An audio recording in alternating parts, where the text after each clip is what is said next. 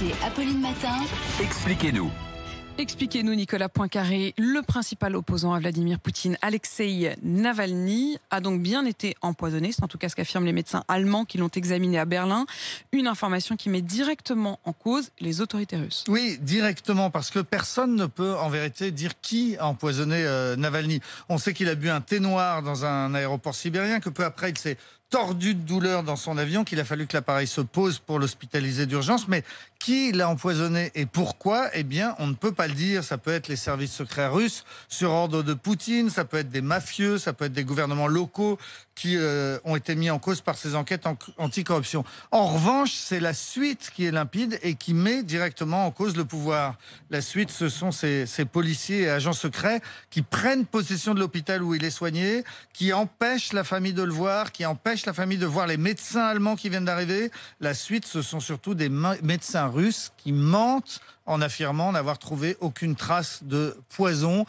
Faire mentir des médecins, c'est vraiment le signe d'une dictature. Ces obstacles à l'enquête ne peuvent avoir été décidés qu'en très haut lieu. Autrement dit, le crime n'est pas signé, mais ceux qui ont tout fait pour cacher ce crime, eh bien, on sait qui c'est. Et comment est-ce qu'il va aujourd'hui ? Alors, il est dans le coma, dans un état grave mais stable. Il va survivre. Les médecins de la clinique de la Charité à Berlin ont trouvé des traces d'un médicament classique, utilisé généralement pour la maladie d'Alzheimer, mais un médicament qui peut être mortel à très haute dose. Navalny risque de possibles séquelles définitives sur son système nerveux. On ne sait pas encore si, après cette affaire, il osera ensuite rentrer en Russie. Il est désormais protégé par la notoriété mondiale qu'il a acquis, notamment grâce à Angela Merkel et à Emmanuel Macron qui ont pris sa défense. Il est défendu par tous les démocrates occidentaux, même s'il lui-même a parfois défendu des positions assez peu démocratiques. Il est politiquement assez proche des ultranationalistes russes et il a tenu par le passé des propos racistes contre les immigrés russes. L'empoisonnement dans un avion, c'était justement la grande peur d'un autre opposant russe célèbre, l'ancien champion du monde d'échecs, Garry Kasparov. Oui, Kasparov m'en avait parlé au cours d'un déjeuner il y a quelques années avec sa femme. C'était à Paris. Sa femme disait qu'elle craignait qu'on place 1 kilo d'héroïne ou de cocaïne dans leur voiture et qu'ensuite ils prennent 10 ans de prison et ainsi ce serait réglé. Et lui avait répondu non, ce que je crains ce n'est pas l'héroïne dans la voiture, c'est plutôt un empoisonnement dans un avion. Il m'avait dit quand je vole avec Aeroflot, je ne bois rien, je ne mange rien, je n'accepte pas même un bonbon. Et à l'époque, je l'avais pris un peu pour un parano.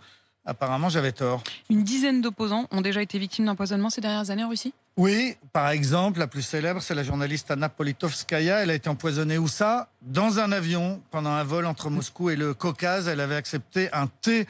Elle s'était ensuite remise de cet empoisonnement avant d'être finalement tuée par balle dans sa cage d'escalier à Moscou. Plus récemment, vous vous souvenez peut-être de l'image d'un homme déguisé en policier qui avait réussi à envahir la pelouse pendant la finale de la Coupe du Monde de foot entre la France et la Croatie à Moscou en 2018. Cet homme s'appelait Piotr Verlizov, c'était le membre du groupe provocateur des Pussy Riot.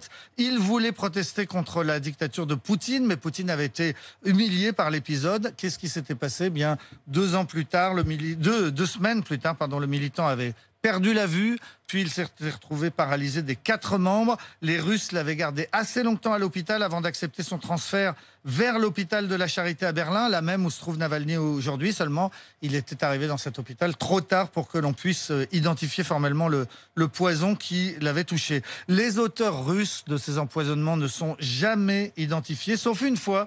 C'était un agent des services secrets russes qui avait mortellement empoisonné à Londres Alexandre Livinenko avec un produit très radioactif. C'était un agent du KGB qui s'était réfugié à Londres. Les Anglais avaient formellement donc identifié le coupable et avaient demandé son extradition.